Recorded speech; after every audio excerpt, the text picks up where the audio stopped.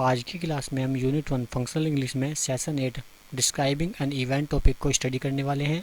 इस टॉपिक को स्टडी करने का हमारा main motive present continuous tense के कॉन्सेप्ट को समझना है।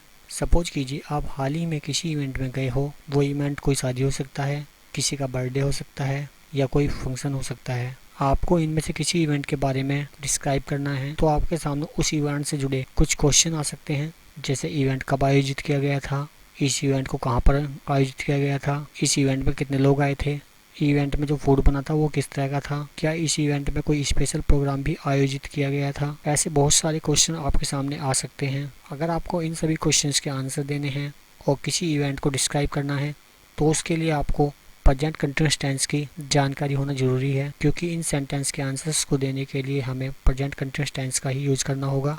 आगे हम इसी प्रेजेंट टेंस के बारे में स्टडी करेंगे। सबसे पहले आप जानते हैं कि प्रेजेंट कंटिन्यूअस टेंस होता क्या है। The present continuous tense is use to describe an action that is continuing at the moment. Present continuous tense का यूज जो किया जाता है वो ऐसे एक्शंस को डिस्क्राइब करने के लिए किया जाता है जो एक्शन कंटिन्यू चल रहा है।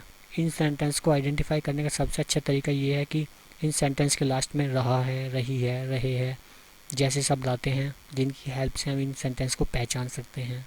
इन सेंटेंस में जो हेल्पिंग वर्ब यूज होती है वो इज, आर और एम होती है। इज का जो यूज किया जाता है वो सिंगल पर्सन के साथ किया जाता है। सिंगल पर्सन कौन होते हैं, जैसे किसी पर्सन का नाम हो गया, ही, सी, जो ये होते हैं सब सिंगल पर्सन होते हैं, जैसे राम है, श्याम है, तो ये सब सिंगल पर्सन है। आर का जो यूज किया जाता है वो प्लूरल पर्सन के साथ किया जाता है। प्लूरल पर्सन कौन कौन से होते हैं, जैसे वी है, दे है, ये प्लूरल पर्सन होते हैं। और एम का जो यूज किया जाता है वो आई के साथ किया जाता है, आई एम। इन सेंटेंस में वर्ब की फर्स्ट फॉर्म का यूज किया जाता है और फर्स्ट फॉर्म के लास्ट में आईएनजी को जोड़ दिया जाता है। एग्जांपल देखिए, ही इज़ रनिंग। यहाँ पर देखिए सब्जेक्ट ही है, इज हेल्पिंग वर्ब है, क्योंकि जो ही है वो एक वचन है, सिंगल पर्सन है, तो यहाँ पर इज का यूज हो रहा है। और रनिंग मतलब दौड़ना है, तो यहाँ पर रन के साथ में आईएनजी को जोड़ दिया गया है, तो वो रनिंग हो गया है। प्रेजेंट कंटिन्यूअस टेंस में सबसे पहले बात करते हैं एफर्मेटिव सेंटेंस की, मतलब पॉजिटिव सेंटेंस की। इन सेंटेंस को बनाने के लिए जो रूल यूज किया जाता है वो है सब्जेक्ट, हेल्पिंग वर्ब, उसके बाद वर्ब जो मेन वर्ब होती है उसकी फर्स्ट फॉर्म यूज करेंगे और उसके साथ में आईएनजी जोड़ देंगे और देन ऑब्जेक्ट का यूज करेंगे। एग्जांपल देख लेते हैं, Mohan is reading the book. यहाँ पर देखिए मोहन जो है सिंगल पर्सन है, एक वचन है, तो इसके साथ में इज का यूज किया गया है और यहाँ पर वर्ब की फर्स्ट फॉर्म रीड और उसके साथ में आईएनजी जोड़ दिया गया है और बाद में ऑब्जेक्ट को लिख दिया गया है।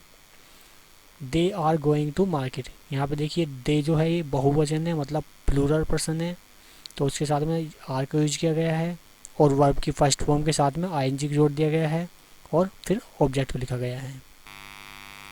I am drinking the water. देखिए आई के साथ में जो एम का यूज किया गया है, सब्जेक्ट आई है और उसके साथ में जो हेल्पिंग वर्ब यूज की गई है वो एम यूज की गई है। उसके साथ ड्रिंकिंग मतलब ड्रिंक के साथ में आईएनजी जोड़ दिया गया है, ड्रिंक फर्स्ट फॉर्म होती है पीने की, और उसके साथ में आईएनजी यहाँ पर लगा दिया गया है और बाद में ऑब्जेक्ट को लिख दिया गया है। इस तरह से यहाँ पे हमने तीनों ही हेल्पिंग वर्ब यूज कर लिए हैं, इज भी, आर भी और एम भी। निगेटिव सेंटेंस को बनाने के लिए जो रूल यूज किया जाता है उसमें सबसे पहले सब्जेक्ट आता है, उसके बाद हेल्पिंग वर्ब और बाद में नोट लगाते हैं। नोट के बाद हम वर्ब की फर्स्ट फॉर्म का यूज करेंगे और उसके साथ में आईएनजी यूज करेंगे और देन ऑब्जेक्ट लिख देंगे। जैसे एग्जाम्पल देखिए, Mohan is not reading the book. देखिए सबसे पहले सब्जेक्ट यूज किया गया है, फिर helping verb according to subject use होगी, देन उसके बाद नोट का यूज किया गया है क्योंकि निगेटिव सेंटेंस है, और रीडिंग रीड के साथ आईएनजी लगा दिया गया है और लास्ट में ऑब्जेक्ट। इसी तरह प्लूरल पर्सन के साथ देख लेते हैं, they are not going to market. यहाँ पे देखिए दे जो है बहुवचन है, एक से ज़्यादा है, इसलिए यहाँ पर आर का यूज किया गया है। उसके बाद निगेटिव सेंटेंस है तो नोट का यूज करेंगे और गोइंग गो प्लस आईएनजी और बाद में टू मार्केट मतलब ऑब्जेक्ट। देन देखिए यहाँ पर आई के साथ भी यूज किया गया है, I am not drinking the water. यहाँ पर सब्जेक्ट आई है, आई के साथ एम लगेंगे हेल्पिंग वर्ब, देन उसके बाद निगेटिव सेंटेंस के लिए नोट लगा दिया हमने यहाँ पर और फिर उसके बाद में वर्ब की फर्स्ट फॉर्म प्लस आईएनजी और देन ऑब्जेक्ट। तो इस तरह से हम निगेटिव सेंटेंस को बना सकते हैं। इंटरोगेटिव सेंटेंस, इंटरोगेटिव सेंटेंस को बनाने के लिए दो रूल्स को फॉलो किया जाता है, जिनमें फर्स्ट रूल है सेंटेंस स्टार्ट विद वाट, मतलब ऐसे सेंटेंस जो क्या से स्टार्ट होते हैं, जैसे क्या तुम मार्केट जा रहे हो, क्या तुम किताब पढ़ रहे हो। तो इस तरह जो सेंटेंस क्या से स्टार्ट होते हैं उन सेंटेंस को बनाने के लिए हम रूल नंबर 1 को यूज करते हैं। रूल नंबर 1 में जो फॉर्मूला यूज होता है वो है, सबसे पहले हेल्पिंग वर्ब लिखते हैं, देन उसके बाद सब्जेक्ट, अगर निगेटिव सेंटेंस है तो नोट लिखेंगे, अदरवाइज नहीं, और उसके बाद वर्ब की फर्स्ट फॉर्म प्लस आईएनजी और देन ऑब्जेक्ट। अब देखिए यहाँ पर निगेटिव और पॉजिटिव दोनों ही सेंटेंस बनाए गए हैं इंटरोगेटिव सेंटेंस में। सबसे पहले देखते हैं, is she cooking the food, क्या वह खाना बना रही है। यहाँ पर देखिए सबसे पहले हमने इज का यूज किया है क्योंकि कैश से स्टार्ट होने वाला सेंटेंस है। उसके बाद सब्जेक्ट का यूज किया गया है और उसके बाद जो वर्ब है उसके साथ आईएनजी जोड़ दिया गया है और बाद में ऑब्जेक्ट लिखा गया है। इंटरोगेटिव सेंटेंस को नोट में यूज करने के लिए देखिए यहाँ पर, is she not cooking the food, क्या वह खाना नहीं बना रही है।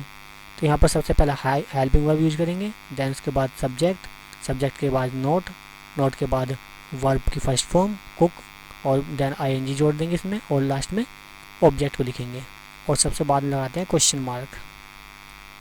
सभी सेंटेंस में क्वेश्चन मार्क लगाएंगे इंटरोगेटिव में।